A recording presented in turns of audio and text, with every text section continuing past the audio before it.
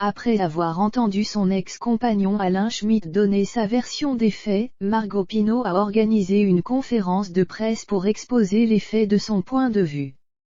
Les deux versions sont diamétralement opposées. Qui dit vraiment la vérité entre Margot Pineau et Alain Schmitt? C'est la question à laquelle devra répondre le tribunal de Bobigny après que le parquet ait fait appel du jugement qui avait déclaré la relaxe pour l'ancien entraîneur de 38 ans. Mais désormais cette histoire dépasse le cadre de la justice et l'affaire est devenue une bombe médiatique depuis que la jeune judokate médaillée d'or aux derniers Jeux Olympiques de Tokyo a dévoilé une photo de son visage déformé par l'altercation qu'elle a eue dans la nuit de samedi à dimanche dernier. Depuis, les deux anciens amants s'écharpent par médias interposés en proposant des versions des faits totalement différentes.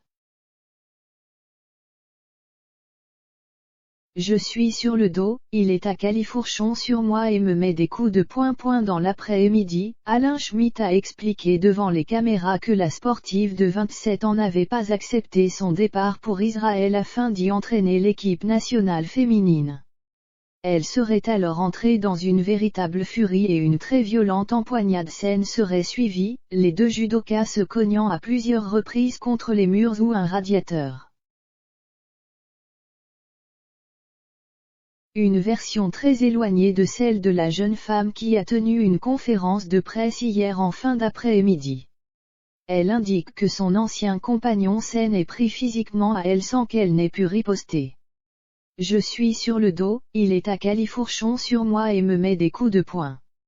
Il prend ma tête et la cogne sur le sol, raconte-t-elle, mais l'agression physique ne s'arrête pas là selon Margot Pineau.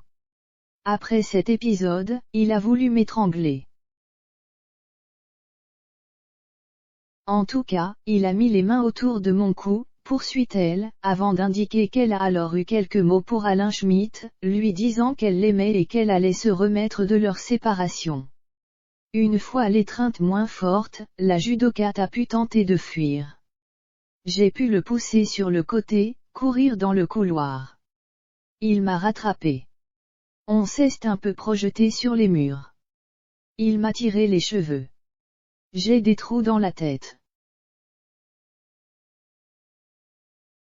Et à ce moment-là, je me suis dit, c'est soit tu arrives à te dégager de lui, soit tu es morte, lance-t-elle devant les caméras. Un récit glaçant et très loin des propos d'Alain Schmitt quelques heures plus tôt. Après s'être réfugié chez des voisins avant l'intervention de la police rappelle des faits. L'histoire débute dans la nuit de samedi à dimanche dans l'appartement de Margot Pineau au Blanc-Ménil, Seine-Saint-Denis. Après une violente altercation avec son compagnon Alain Schmitt, les policiers sont appelés au domicile de la jeune femme vers 2h30 du matin. L'homme est alors placé en garde à vue avant d'être jugé en comparution immédiate par le tribunal de Bobigny. Le tribunal a alors relaxé l'ancien judoka, allant à l'encontre du parquet qui a annoncé faire appel de la relaxe mercredi.